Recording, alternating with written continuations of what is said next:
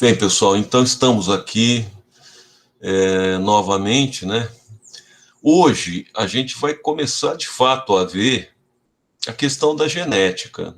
Tudo tem um começo, né? Na genética nós temos um começo também.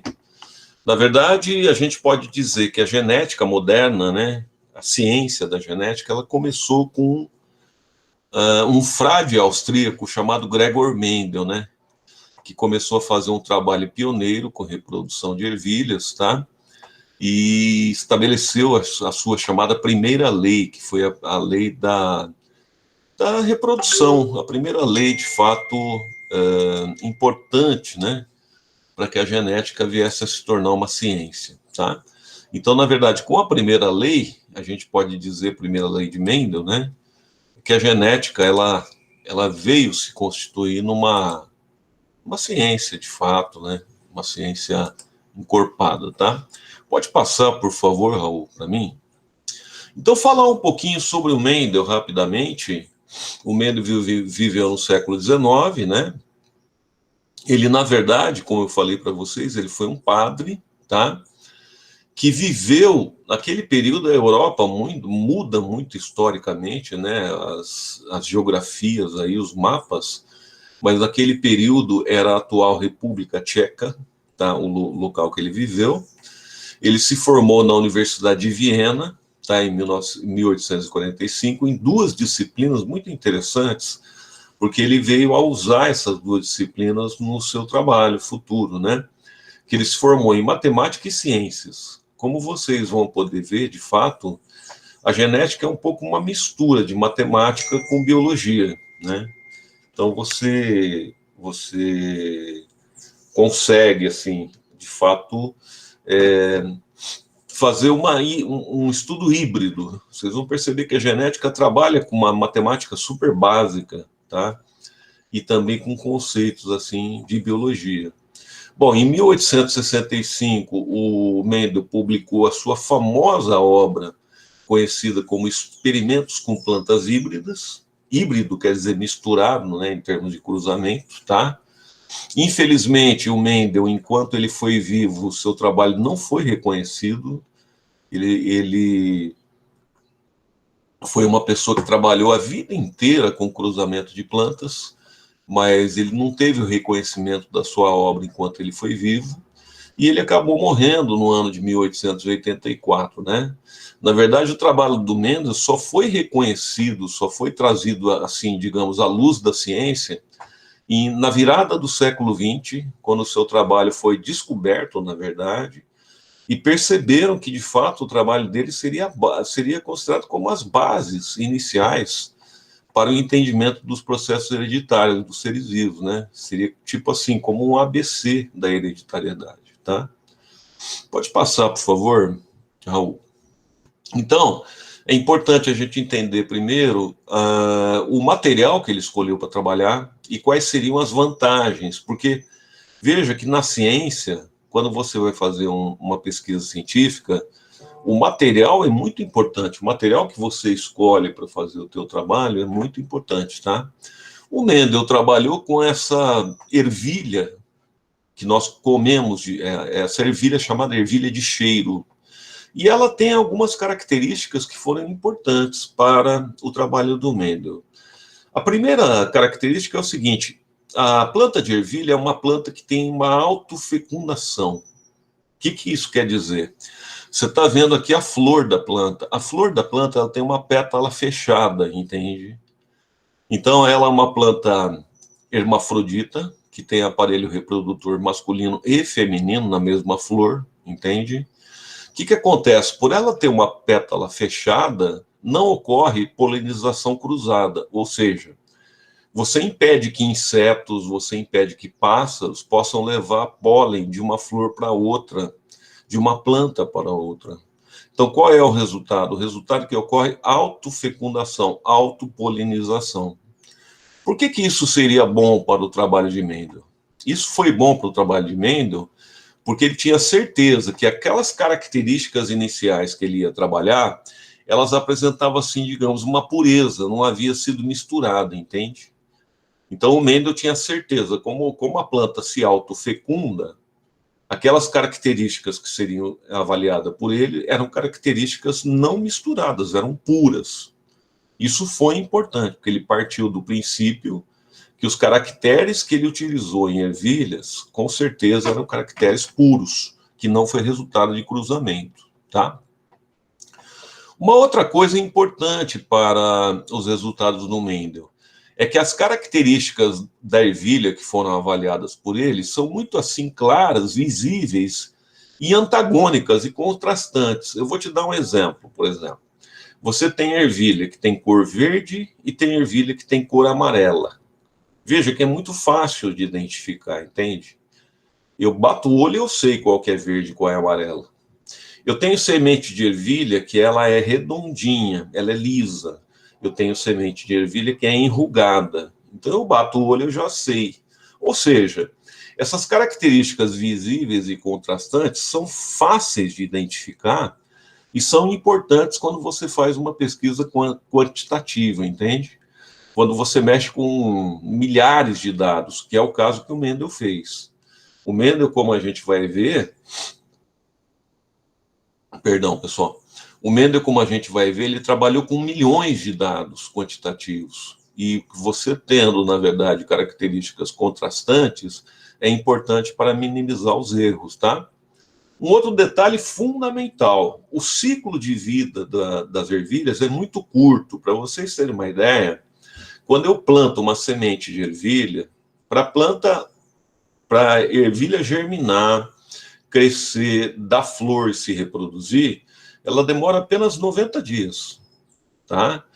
O que acontece? Se eu fosse analisar uma planta de ciclo de vida longo, os resultados seriam muito difíceis de obter. Eu vou te dar um exemplo. Tem planta, como é o caso de certas espécies de bambu, por exemplo, que só florescem de 5 em 5 anos, entende? Veja, isso seria difícil se eu quero ter um resultado mais rápido, entende? Para eu obter respostas mais rápidas e tirar conclusões, óbvio que um ciclo de vida curto vai me favorecer, né? Então, na genética, os organismos que têm ciclo de vida curto, como moscas, como certas plantas, como certos micróbios, por exemplo, eles vão favorecer a obtenção de dados mais rápido. Isso vai favorecer o pesquisador a ter resultados muito mais assim encorpados, né, para ele tirar uma conclusão. Outro fator importante para o Mendel é que a ervilha ela produz um grande número de descendentes. Por exemplo, uma planta de ervilha, uma semente que você produz uma planta, né? Essa planta de ervilha, após o seu crescimento, a ervilha é uma planta que produz vagem, um fruto tipo vagem, tipo feijão vagem, né? Leguminosa. Uma planta, ela produz, assim, milhares de sementes. Então, um indivíduo produz milhares de descendentes, milhares de sementes. Isso facilita muito também quando você está fazendo um trabalho de probabilidade, um trabalho, por exemplo, quantitativo. Ou seja, você obtém um grande número de descendentes. Isso aumenta a fidelidade matemática do teu trabalho, né? Uma quinta e última característica é o seguinte: a ervilha é uma planta de fácil cultivo, é uma planta pouco afetada por pragas, enfim, a ervilha se mostrou uma planta ideal, de fato, para os trabalhos do Mendel, tá? Pode passar, Raul, por gentileza? Bem, o que o Mendel, então, estudou na ervilha? Ele ia fazer cruzamento entre plantas, né? O que ele escolheu para identificar como característica hereditária? Ele tinha que escolher alguns fatores, né? Ele escolheu 7 fatores, que eu vou mostrar para vocês. Escolheu 7 fatores, entendendo que esses fatores eram fatores hereditários, e aí ele queria estudar isso. O primeiro fator era bem simples, era o fator, pessoal, chamado de comprimento das plantas. Então, você tinha uma planta comprida e uma planta mais baixa, uma planta de haste comprida e de haste mais baixa. Veja, ele chamou a característica haste comprida de dominante. A gente vai entender daqui a pouco por quê, tá? E a planta de haste baixa, de curta, ele chamou de recessivo. Vamos entender já já por quê.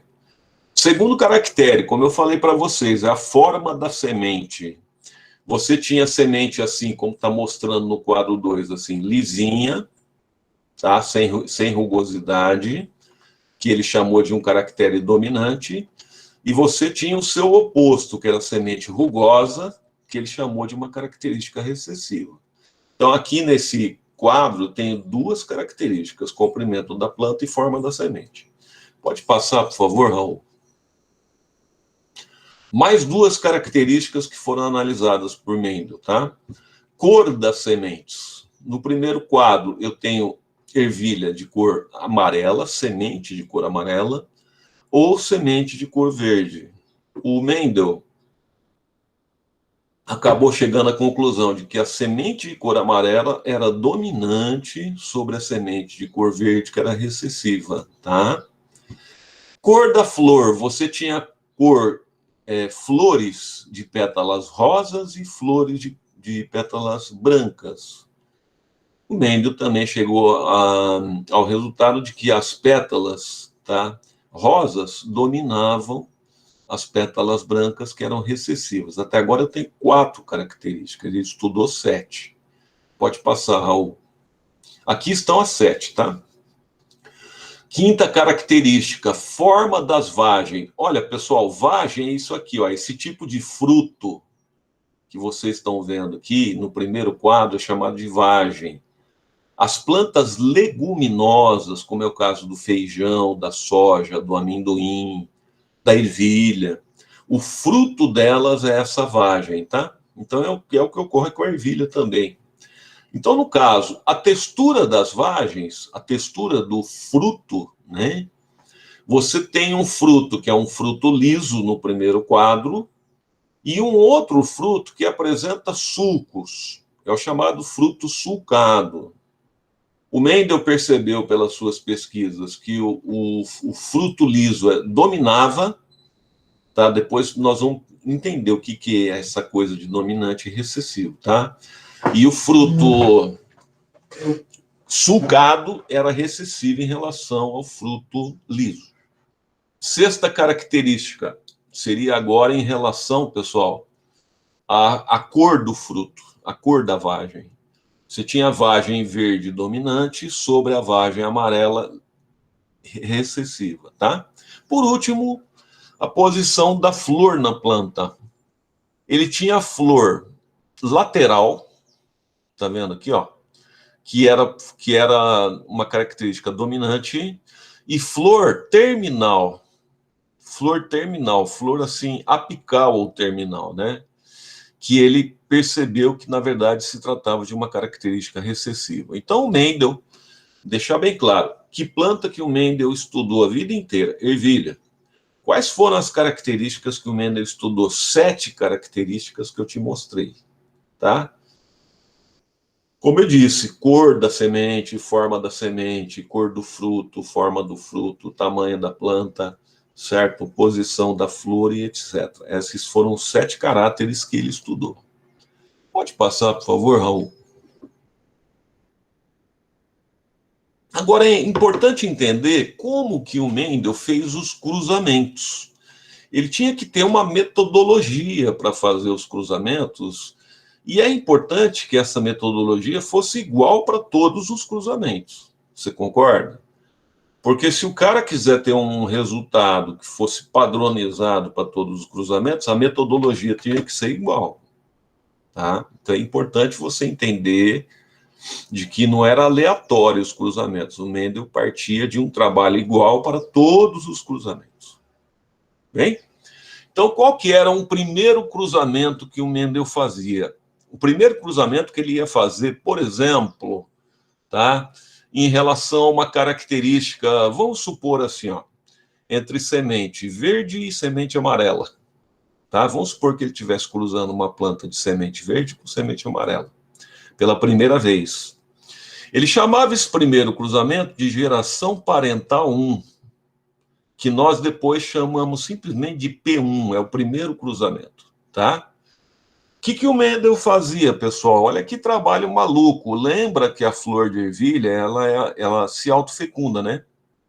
Então o Mendel, ele abria com uma pinça manualmente É o que eu estou te falando. Ele ia lá, planta por planta, abria com uma pinça a flor, pegava o grão de pólen dessa flor com uma pinça, punha num vidrinho. Olha a paciência desse homem. Castrava essa flor, castrava a parte masculina para evitar que ela se autofecundasse. Vamos supor que essa planta aqui tivesse uma semente verde. Então ele coletava esse pólen manualmente, levava lá e ia andando para outra planta de semente amarela. Olha só, abria a flor, castrava a parte masculina para ela não se autofecundar, pegava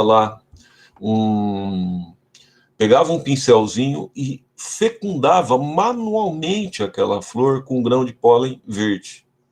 Então, na verdade, o primeiro cruzamento que o Mendel fazia era uma fecundação cruzada de forma que ele fazia por polinização artificial, planta por planta. Haja paciência, né? Haja trabalho meticuloso. Então, ele cruzava a planta manualmente, ele fazia isso, tá? É importante entender, desde o começo nós falamos isso, que o Mendel partia do princípio que essas variedades iniciais eram puras. Vamos lá, me ajuda aqui. Por que essas variedades eram puras? Vamos ver se vocês estão pegando minha aula. Por que essas variedades eram puras? O Mendel partia dessa opinião. Por quê? Alguém sabe? Alguém saberia me explicar? Vamos ver se vocês estão pegando. Perfeitamente, Tiago, porque ela se autofecunda. É isso aí. Então, como ela se autofecunda, o Mendel tinha certeza que essas características elas não se misturaram, né? Elas eram características que não havia sido, na verdade, misturada, tá? Pode passar, Raul. Então, a metodologia do cruzamento que eu te falei. Isso aqui é só para mostrar o que eu falei. Olha ele indo lá na planta doadora, abrindo a flor, coletando manualmente o grão de pólen. Isso que é paciência, hein? Transferindo manualmente o grão de pólen da planta doadora para a planta reprodutora, por hibridação artificial. Depois ele fazia uma proteção da flor, da receptora contra agentes polinizadores, porque depois que ele fazia a fecundação artificial, ele não podia deixar que insetos ou outros agentes, por acidente, levassem um grão de pólen ali. Ele tinha que proteger essa flor, tá? E ainda ele fazia a castração dessa flor que foi polinizada manualmente, para não ter, assim, perigo dessa flor se autofecundar, ou seja, dar o cruzamento que ele não queria.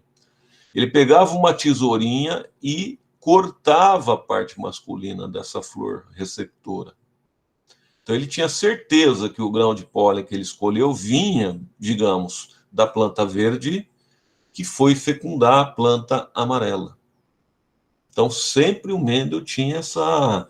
Na geração 1, eu estou falando, tá? No primeiro cruzamento que ele fazia.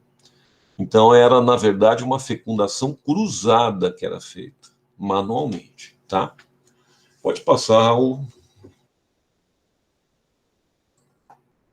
Aí o que ele fazia depois que ele fazia essa fecundação cruzada, tá? Essa flor fecundada, você sabe que depois da flor vem o fruto, né? A flor nas plantas evolui para um fruto. Esse fruto, na verdade, são os embriões. Você tem as sementes dentro do fruto. É a próxima geração da planta. O Mendel pegava essas sementes que foram produzidas a partir do cruzamento artificial que ele fez e cultivava as sementes.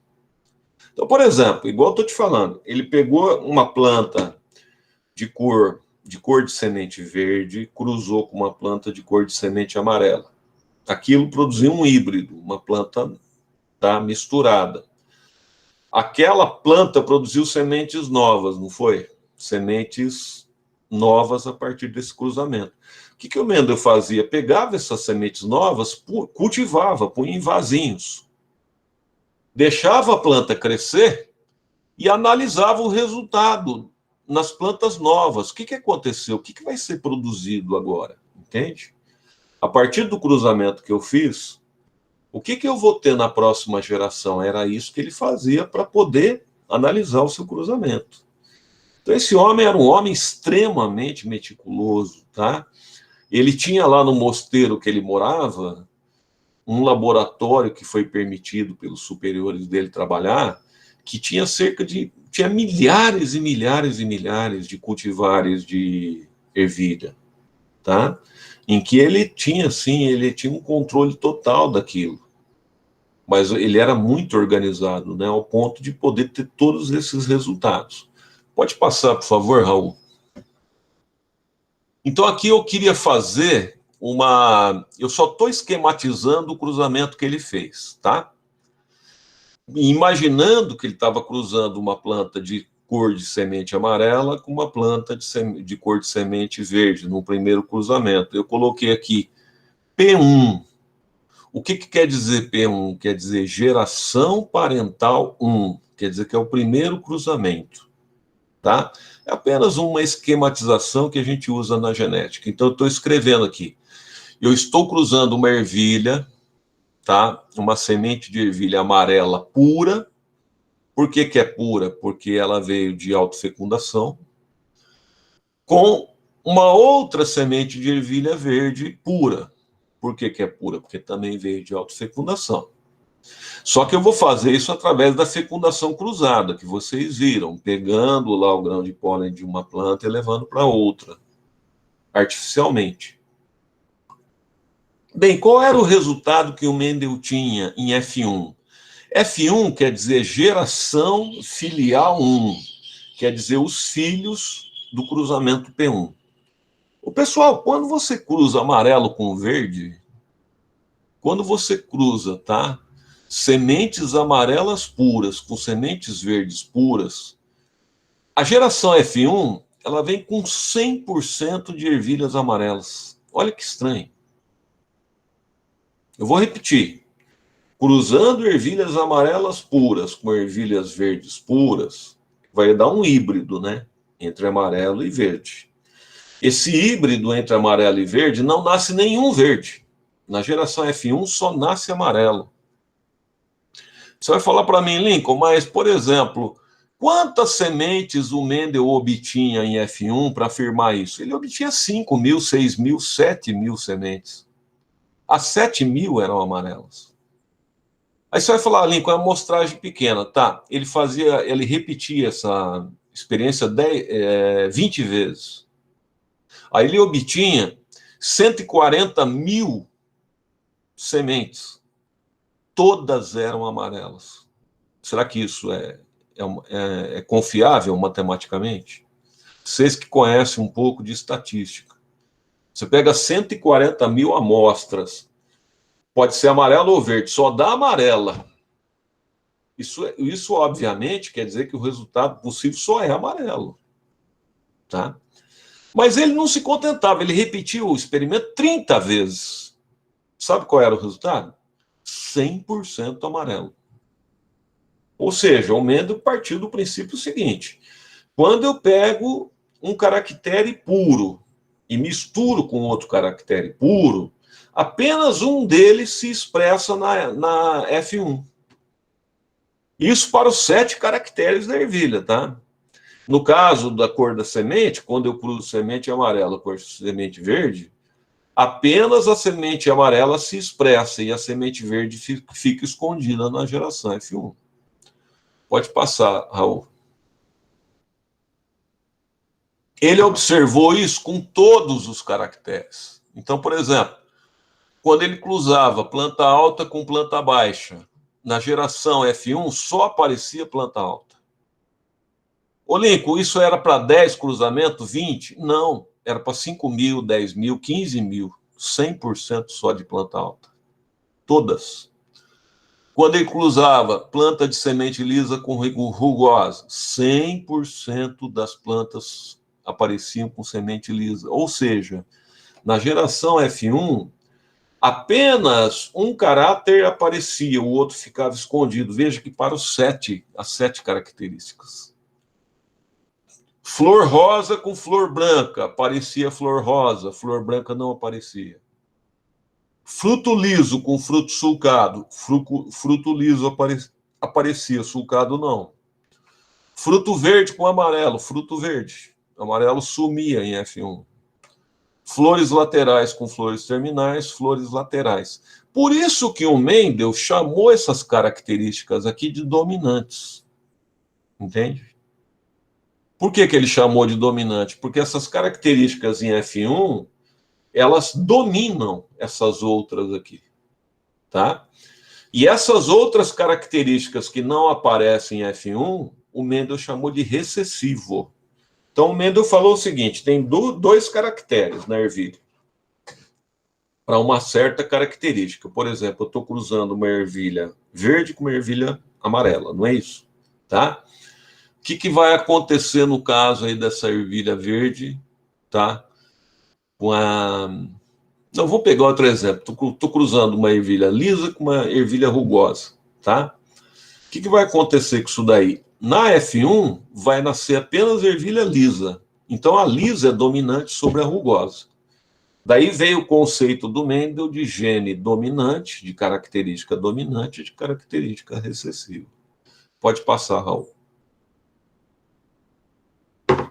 Agora, o Mendel ia além disso. Ele pegava aquelas sementes híbridas de F1, tá? Aquela semente híbrida que não era mais pura, você concorda? Porque se eu misturo amarelo e verde, tudo bem, só apareceu o amarelo, mas ela não é mais pura, ela é híbrida, tá? Lembra que eu parti em F1 de uma semente pura. F2 não, F2 é uma semente híbrida, que resultou do cruzamento de 2 caracteres. Então, na verdade, na geração F2, o que o Mendel fazia era simplesmente deixar haver a autofecundação dos híbridos de F1. Por quê? Porque ele já sabia que era híbrido.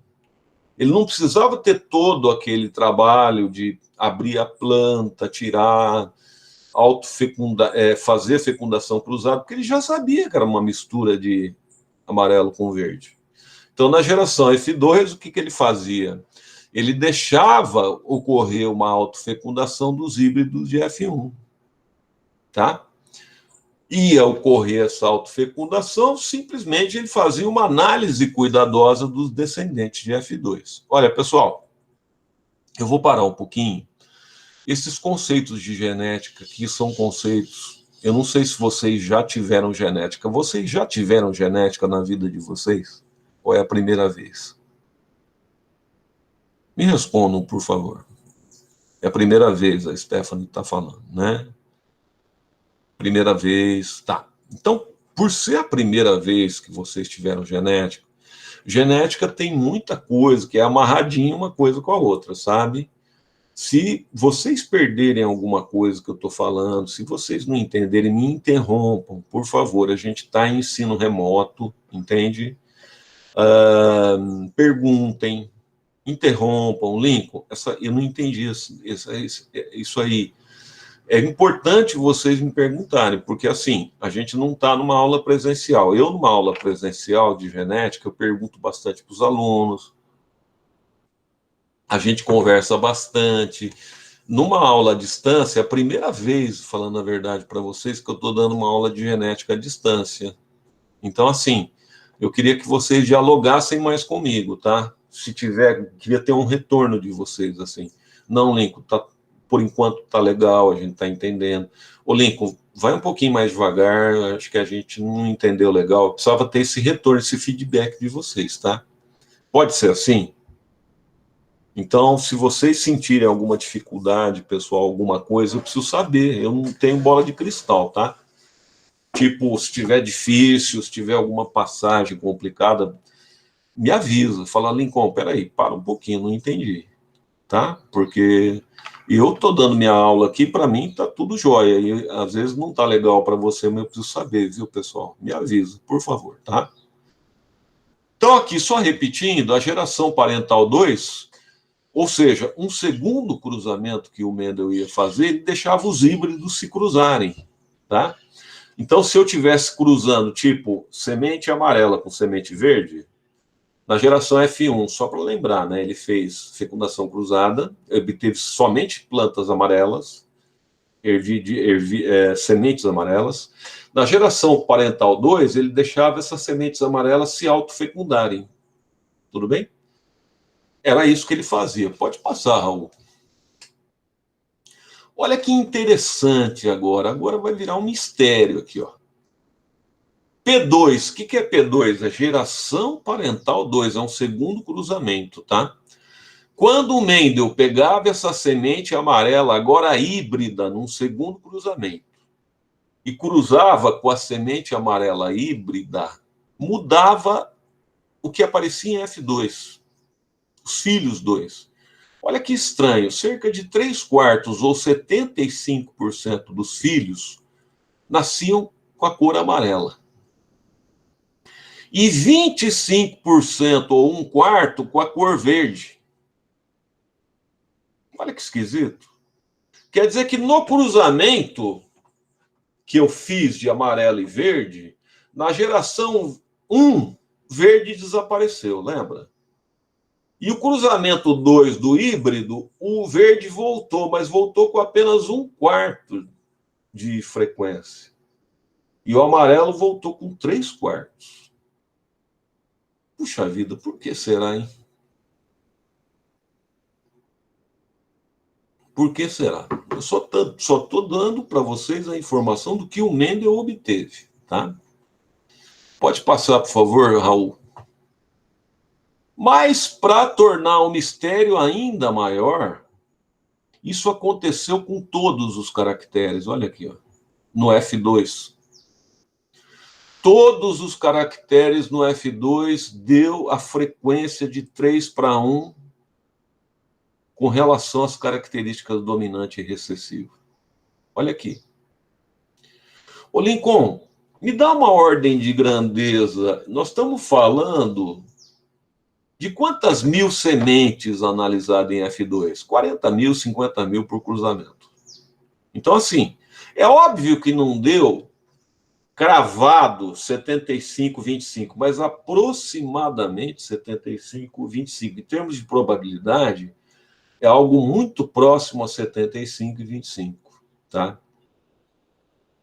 Aliás, eu vou perguntar uma coisa para vocês. Se eu pegar uma moeda tem cara e tem coroa, né? E eu jogar 4 vezes essa moeda para cima, eu vou perguntar para vocês, em termos de probabilidade, tem quantas chances de sair 2 caras e 2 coroas?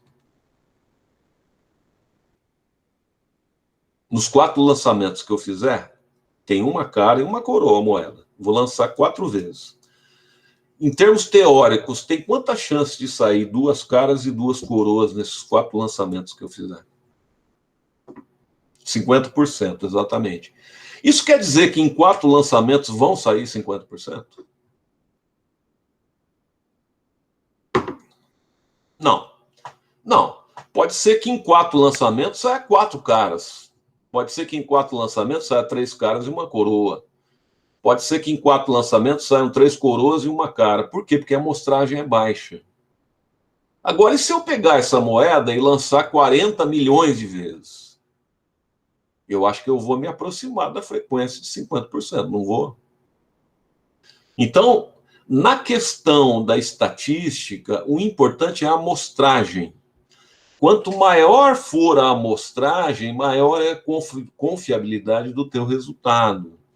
Isso a gente vê, por exemplo, em pesquisas. Quando você vê uma pesquisa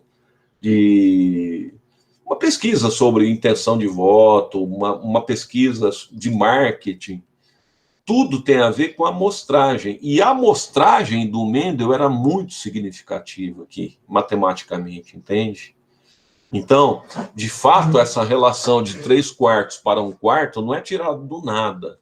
Isso é tirada de trabalho estatístico, confiável, entende? Então, na geração F2, de fato, o caráter dominante ele se aproximava de 3/4 e o caráter recessivo de apenas 1/4. Isso para todos os caracteres, veja, para os 7 caracteres analisados. Pode passar, Raul. Então está aqui, ó. Aqui estão os números exatamente que você teve cruzamento por cruzamento. Planta alta com planta alta, né, híbrido, ele analisou 1.064 plantas. Tá? 1.064 plantas. A proporção foi de 2,84 para 1, mais ou menos 3/4 para 1, para 25%. Esse segundo cruzamento subiu para 7.324, mais confiável ainda. Foi de 2,96 para 1, quase 3 para 1, né? Muito aproximado. Enfim, vocês notam que esse foi o resultado real, tá? Vocês notam que, de fato, a frequência aproximada dos cruzamentos foi muito próxima a 3/4, 1/4, a 3 para 1. Veja, é muito aproximado, né? Então, foi possível deduzir, de fato, que na geração F2, tá, se aproximava muito da frequência 75/25, 3/4, 1/4. Pode passar, por favor, Raul.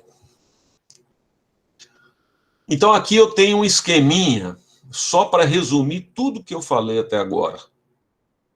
Eu estou querendo só esquematizar, tá? Peguei uma semente, vamos dizer que eu falei amarelo e verde, eu vou falar agora liso e rugoso, só para mudar um pouco. Peguei em F1 uma semente lisa e rugosa, produzi 100% lisa. Lembra que o caráter recessivo ele se esconde em F1. Deixei em P2 que esse caráter híbrido se autofecundasse. Na geração F2, obtive 3/4 liso para 1/4 rugoso. Isso é um resumo da metodologia do Mendel, usado na sua primeira lei. Isso para todos os cruzamentos. Apenas para deixar claro, tá? No caso aqui, o exemplo, né? O exemplo do cruzamento de um caráter liso com o caráter rugoso, ou seja, o caráter dominante liso sobre o caráter recessivo rugoso. Pode passar, Raul. Então é o seguinte, agora vamos para alguns pontos fundamentais na genética. Algumas convenções que nós usamos, que nós vamos usar para todo problema de genética, para tudo que nós falarmos sobre genética, são convenções, tá? Que nós usamos. Primeira questão, cada caráter, cada característica que você está analisando, por exemplo, cor da semente, forma do fruto, tamanho da planta, o Mendel percebeu que ela é determinado por 2 fatores. Hoje nós chamamos esse fator do Mendel de genes. Tudo bem? Veja, vamos entender o que seriam os genes do Mendel, os fatores do Mendel, perdão, e os genes de hoje. O gene é um fator que um vem do seu pai e outro vem da sua mãe. Vamos pensar um pouco melhor de biologia que nós sabemos hoje. O gene vem de um DNA do seu pai e o outro gene vem do DNA da sua mãe. Não é assim que nós aprendemos que a hereditariedade funciona? Por exemplo, a cor do teu olho. A cor do teu olho é resultado de um gene que veio do seu pai com um gene que veio da sua mãe. Então, são 2 pedaços de DNA que vieram dos seus pais que vão interagir e vão determinar a cor do seu olho. O que o Mendel, lá no século XIX, percebeu, por isso que o cara é um gênio, ele percebeu que as características hereditárias eram determinadas por esses 2 fatores. Gente, naquela época não se sabia o que era DNA. Naquela época não se sabia o que era meiose. Esse homem é um gênio, de fato. Ele, através de cruzamento de ervilhinha, ele deduziu a meiose. Ele deduziu, sem saber o que era DNA, ácido desoxirribonucleico, ele deduziu que existiam fatores, que ele não sabia que fator é esse, mas que existiam fatores nos seres vivos que eram responsáveis pela transmissão de características genéticas. Então, assim, vamos lá para a nossa convenção. Cada característica é determinada por dois fatores. Veja, então ervilha lisa vai ser determinada por dois fatores, ervilha rugosa por dois fatores. Como é que eu vou representar esses fatores? O Mendel propôs eu representar esses dois fatores pela primeira letra do gene recessivo. Então, por exemplo, eu tenho ervilha lisa e ervilha rugosa. Qual que é a primeira letra da palavra rugosa? É a letra R. Então, eu vou representar, tá, os genes pela letra R, que é a primeira letra da característica recessiva. Rugoso. Eu vou usar a letra R. Essa foi a proposta do Mendel. Se fosse, por exemplo, semente amarela e semente verde, qual letra eu usaria para representar? Me ajuda, gente. Não, o verde é recessivo, eu usaria a letra V. Se fosse planta alta e planta baixa, qual que seria a letra que eu usaria? Planta baixa é recessivo, usaria o B. Então lembra disso, é a primeira letra da característica recessiva. No caso, semente lisa, ervilha lisa e ervilha rugosa, rugosa é recessiva, por isso eu vou usar o R, que é a primeira letra da característica recessiva. Entendeu? Entenderam agora? Tá. Então, por exemplo, eu vou usar, então, sempre a primeira letra da característica recessiva. Não são dois fatores, então eu vou ter que usar dois R's para representar a minha ervilha lisa. Ela tem dois R's. Ela não é pura, pessoal. A primeira geração é pura. O Mendel propôs assim: o gene dominante eu vou representar por essa letra maiúscula. Então, Rão, R grande, R maiúsculo. Veja, se a ervilha pura é lisa, eu sei que ela tem dois genes iguais, porque não são misturados, você concorda? Então, o Mendel partiu do seguinte princípio: eu vou representar a ervilha lisa pura por duas letras, Rão, Rão. Por quê? Porque ela é pura, ela não foi misturada. O que quer dizer na verdade, esse Rão, Rão? Quer dizer que ela tem dois genes para liso. Veja se vocês estão entendendo o que eu estou falando. Se vocês não estão entendendo, para e pergunta. Vou repetir. E ele resolveu atribuir um símbolo para representar o gene, o fator. Esse símbolo da onde que vem? Da primeira letra da característica recessiva. Então, rugoso, que é o recessivo, eu vou usar a letra R, que é a primeira letra. Segundo ponto, eu vou usar essa letra maiúscula quando a característica for dominante. Liso não é dominante sobre rugoso, então eu vou usar o R maiúsculo para determinar que é liso. Vê se vocês estão me acompanhando. Como na geração P1 liso é puro, eu parto do princípio que ele tem dois Rão, porque não é uma geração misturada, é uma geração pura. Entenderam o que eu falei? Entenderam? Maravilha. Muito bom, muito obrigado. Então, pessoal, e no caso do rugoso? O rugoso, ele não é recessivo, eu vou representar por um R minúsculo. É só uma questão de convenção. R minúsculo. Quando vocês verem uma letra minúscula, vocês já sabem que é o gene recessivo. Quando vocês verem uma letra maiúscula, vocês já sabem que é o gene dominante. Como eu sei que a ervilha rugosa é pura, ela vai ser Rzinho, Rzinho. Então, numa primeira geração P1, eu vou ter a ervilha pura lisa representada por Rão, Rão, vezes, esse vezes quer dizer cruzamento, vezes, cruzado com a ervilha rugosa, errinho. Tá? Olha, deixa eu te perguntar o seguinte: na meiose, que foi a aula passada, na meiose você só passa um gene para cada gameta.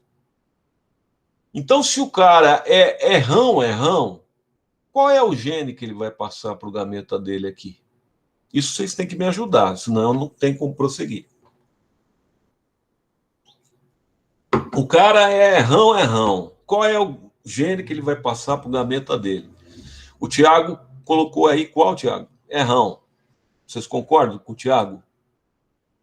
Só vai passar o errão? Perfeito. Ele só tem como passar o errão. Aqui no G, gametas, não está vazio aqui, ó. Não está vazio. Coloca no teu esquema completo aqui, no G, escreve aí, ó, errão. Ou seja, esse genótipo aqui da ervilha lisa errão, ele só tem condição de produzir um gameta que é errão. Só vai produzir um gameta levando o gene errão, que é o gene dominante. Esse cara aqui, errinho, ele só vai poder produzir um gameta. Na meiose só vai um gene. Qual o gene que vai? Errinho, né, no caso. Errinho. Então ele só vai poder produzir um gameta, perdão, errinho. Escuta, a fecundação é um encontro de gametas, tá? Deixa eu ver, vocês estão vendo essa setinha minha aqui, ó? Vocês estão vendo a setinha do meu mouse? Não, né? Tá. Não, desculpa então, pessoal. Pessoal, é o seguinte, pessoal, eu produzi lá nos gametas, veja a letra G, veja a letra G aqui, ó. É a seta do Raul, né? Ô, Raul, põe na letra G aí, na frente do G, aí, ó, aí. Então, vocês vão colocar aí, ó, aí onde o Raul tá com a setinha, apenas um gameta errão. Um gameta errão, tá? No teu esqueminha. Um gameta só errão. Pode colocar o errão dando uma bolinha, significa que é um gameta só. Ó, o Raul é o cara, ele vai até fazer aí, ó. Ele vai colocar o errão ali, quer ver? Putz, eu sou fã. O Raul já ganhou um ponto na média, pessoal. Posso dar um ponto na média pro Raul, gente?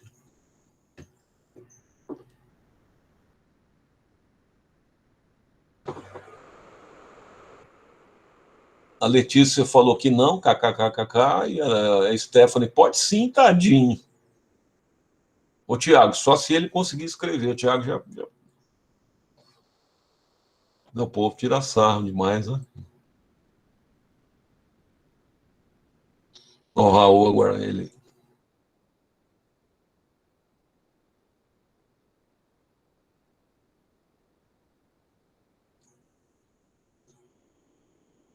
Agora nós pegamos o Raul, coitado. O Raul tá desesperado lá, tentando. Bom, ô Raul, volta a setinha lá, filho. Volta a setinha lá. Ó, garoto! O cara é o cara, né? Meio um ponto na média. Então ele produziu. Ó, o Raul é o cara, hein, gente? Francamente, hein? Eita! Ó, produziu o gameta errão e aqui, Raul, embaixo do errinho, vai produzir o gameta errinho, certo? Ó, o cara é demais, hein, gente? O cara é demais. Então, gameta errão, gameta errinho. Em F1, vai produzir um indivíduo híbrido errão, o quê? Errinho. Ó, putz. O Raul é artista, pessoal. É demais, hein? Então, esse Raul, que é o híbrido errão-errinho, veja, como o gene dominante errão domina o errinho, ele nasce liso, só que é um liso híbrido. Esse aqui é o famoso heterozigoto. A gente chama na genética o cara que tem dois genes diferentes, a gente chama de heterozigoto, tá? que é o heterozigoto? É quando ele tem um gene dominante e um gene recessivo. Só que ele, na verdade, expressa só a característica dominante. É tipo assim, é uma ervilha lisa, tá? Mas ela tem o gene recessivo, então ela pode transmitir para a geração posterior o gene recessivo. Mas nessa geração ela expressa apenas a característica lisa. Entende? Porque o liso domina o recessivo. Ou seja, quando você tem os dois genes, dominante e recessivo, junto, só se expressa o dominante, entende? No caso de uma herança que tem dominância completa, como é o caso dessa herança mendeliana simples aí, onde você tem a dominância completa. Pode passar, Raul.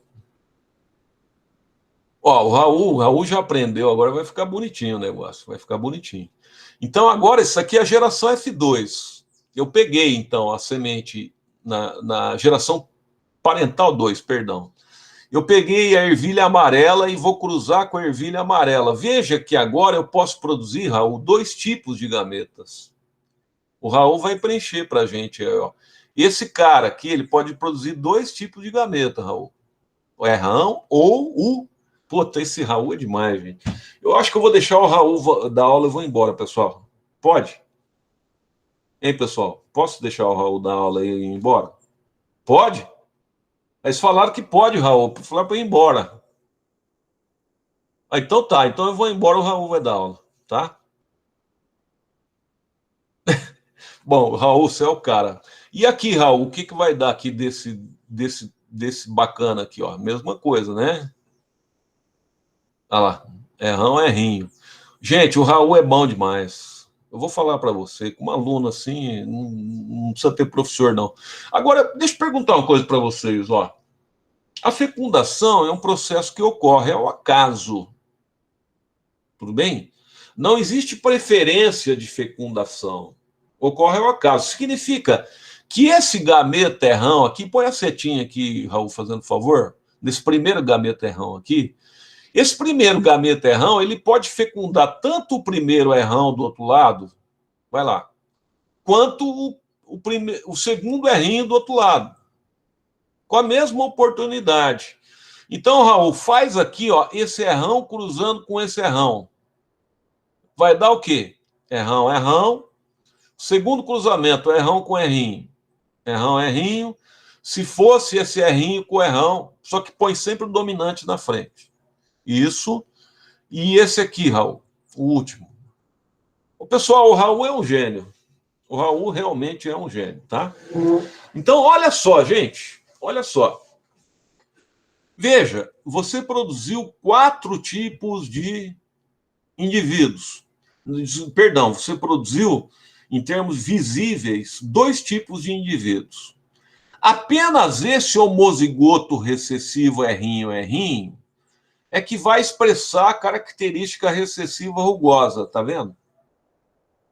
Agora, esses 3 aqui, o homozigoto errão, errão, e o heterozigoto errão, errinho, expressa a característica lisa. Não são 4 indivíduos? Então, você tem 3/4 expressando a característica dominante. Aqui está falando de liso, né? Você tem as... Ah, e eu errei aqui. Qual foi o erro que eu cometi aqui? Vamos ver se vocês... Não acertei, tá certo, acertei. É lisa e rugosa mesmo. A representação é o R, perdão. Desculpa, gente, tá certinho. Então, 75% ou 3/4 rugoso, que foi o resultado que nós vimos, 1/4 ou 25%, perdão, 75% ou 3/4 liso, dominante, 1/4 ou 25% rugoso. Olha, vocês podem também, se vocês quiserem, tá? Existe uma forma de cruzar gameta, tá? Vocês sabem cruzar gameta. Para saber genética, tem que saber cruzar gameta, tá? Se não sabe, vai aprender aqui. Então é o seguinte, você pode também fazer esse quadradinho de Punnett, criar uma tabelinha, pôr os gametas de um lado, os gametas do macho de um lado, os gametas da fêmea de um lado, e fazer o cruzamentinho. Pode ser feito assim também. Tá vendo aqui, ó, nesse quadradinho? Fica ao critério do aluno. O aluno pode usar um quadradinho para tirar, para fazer os cruzamentos, ele pode fazer o cruzamento direto. O cruzamento, o aluno faz da forma que ele se sentir melhor. O que é importante é fazer todos os cruzamentos possíveis. Ou seja, todos os gametas têm a mesma chance de cruzar com todos os gametas, uma vez de que a fecundação é um processo que ocorre ao acaso, entende? Todos os gametas têm a mesma chance de cruzar com todos os gametas. Até agora, vocês entenderam alguma coisa do que eu falei? Entenderam? Tá. Sabe por que vocês entenderam? Por causa do Raul. Não foi eu, não. Porque se não fosse o Raul, pessoal, a gente estaria ferrado aqui hoje. Tá? Se não fosse o Raul, a gente estaria perdido nessa aula, inclusive eu. Tá? O Raul nos salvou, com certeza. Nos salvou. Pode ir, Raul. O Raul, quando... o Raul, na verdade, quando você ia... Agora que eu entendi, quando você ia dando um clique de OK lá, ia aparecendo, né? Ei, Raul, foi isso? Você ia dando os OK e ia aparecendo. Não, tudo bem, sem problema. Vai lá, dá o próximo aí. Dá o próximo slide. Bom, então as hipóteses de Mendel, né? Aquelas hipóteses que eu falei, o cara é gênio, né? Ele colocou o seguinte, né? Cada caráter, ou seja, cada característica genética, ela é determinada por um par de fatores. Esse par de fatores hoje nós chamamos de genes, né? Hoje, com o avanço da biologia, nós chamamos de gene. Gene que vem um do seu pai e um da sua mãe, né? Olha lá, ele falou, um é herdado do papai e o outro é herdado da mamãe. Tais fatores não se misturam e passam intactos de geração a geração. Ou seja, às vezes um gene que teu pai te passou veio da tua avó, certo? Porque tua avó passou para o seu pai. Às vezes um gene que você teve, que você tem, vem do seu avô materno. Ou seja, assim as características, olha que bonito, né? Elas vão sendo passadas pelos nossos ancestrais, pelos nossos bisavós, tataravós, certo? Pode sair, Stephanie, não tem problema, depois eu vou deixar a aula gravada, viu? Obrigado aí pela sua presença.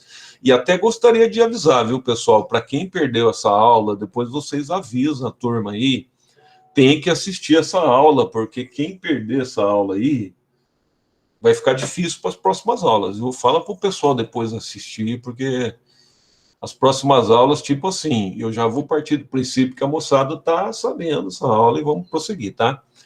Então, segundo a hipótese de Mendel, os fatores, quer dizer, os genes, separam-se na formação dos gametas. Sabe o que é isso aqui que ele está falando? Meiose. O cara, o frade, no século XIX, me sacou a meiose. Essa época nem se sabia como que ocorria a meiose.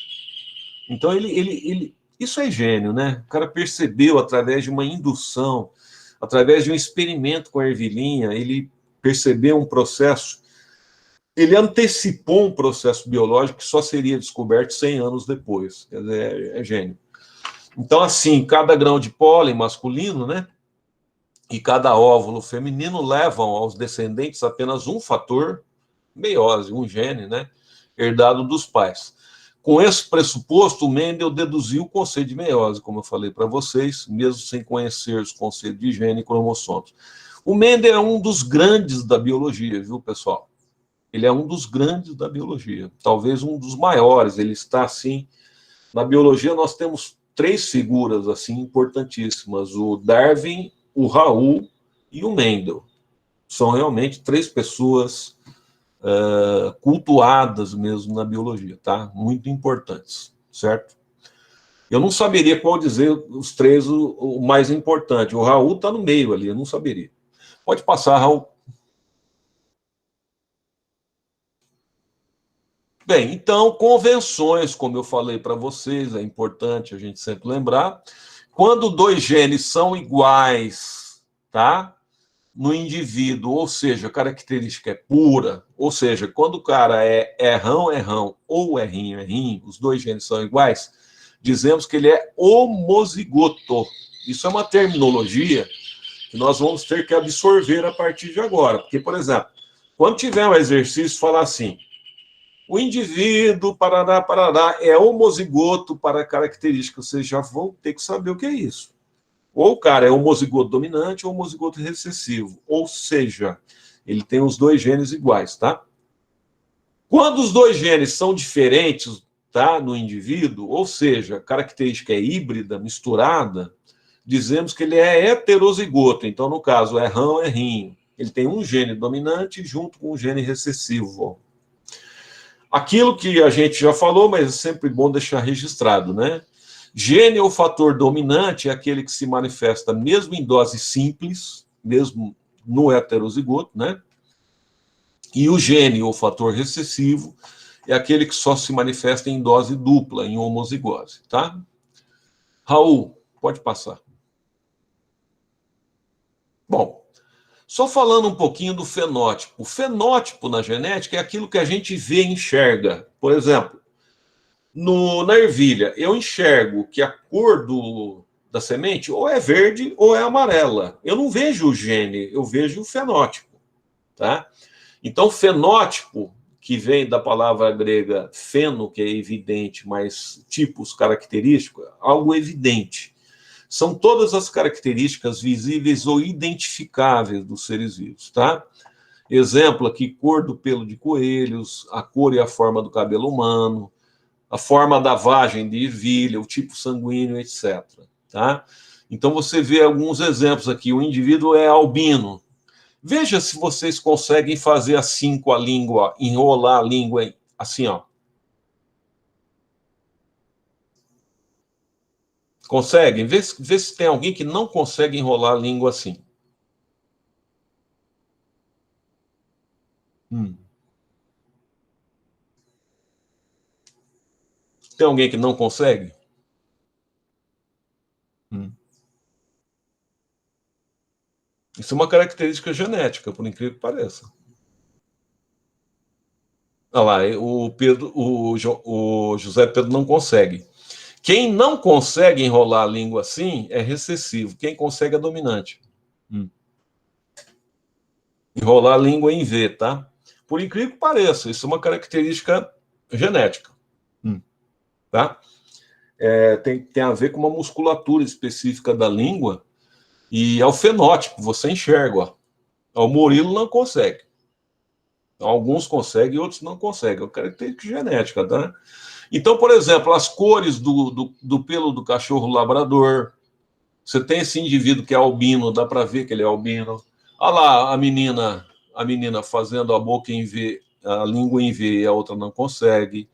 Você tem as diversas colorações da escama de cobra, enfim. Tudo aquilo que é visível ou identificável é uma característica, tá certo, fenotípica. Tem uma pergunta interessante aqui. Ser canhoto ou destro é uma característica genética? Olha, em parte é genética e em parte é ambiental. O que quer dizer ambiental? Na verdade, viu, Vitor, eu vou ser franco para você, todas as características dos seres vivos, ela tem uma parte genética e uma parte ambiental. Eu vou te explicar uma coisa, por exemplo. O indivíduo, ele nasce com potencial para ter 2 metros de altura, para ser muito grandão, entende? Se ele não se alimentar corretamente, ele vai atingir 2 metros de altura?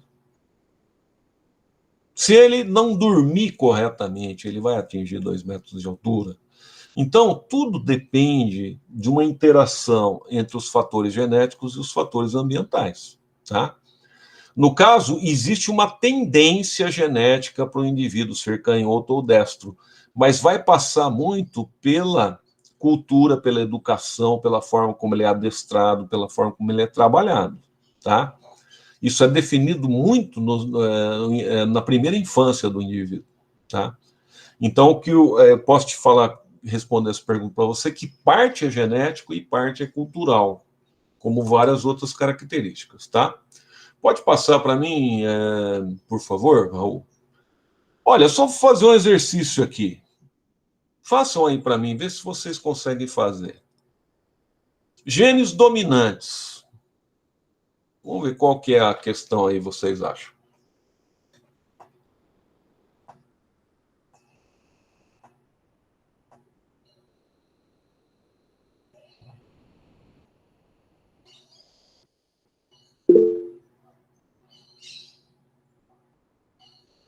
Perfeito, perfeito. Aqui tem uma armadilha, né? Muita gente acha que gene dominante existe em maior número na população. Nem sempre, tá? Existem alguns genes dominantes que são letais, por exemplo, provoca a morte do indivíduo, então ele não é em maior número. Eu vou te dar um exemplo objetivo de um gene que não é em maior número, que não é dominante e que tem maior número da população. Por exemplo, é o gene de grupo sanguíneo. O grupo sanguíneo O humano, tem maior frequência na população e ele é um gene recessivo, tá? Então, muita gente acha assim, é dominante, ele tem maior número. Não. De fato, vocês têm razão. O gene dominante é aquele que sempre expressa a sua característica. Com certeza. Pode passar, Raul.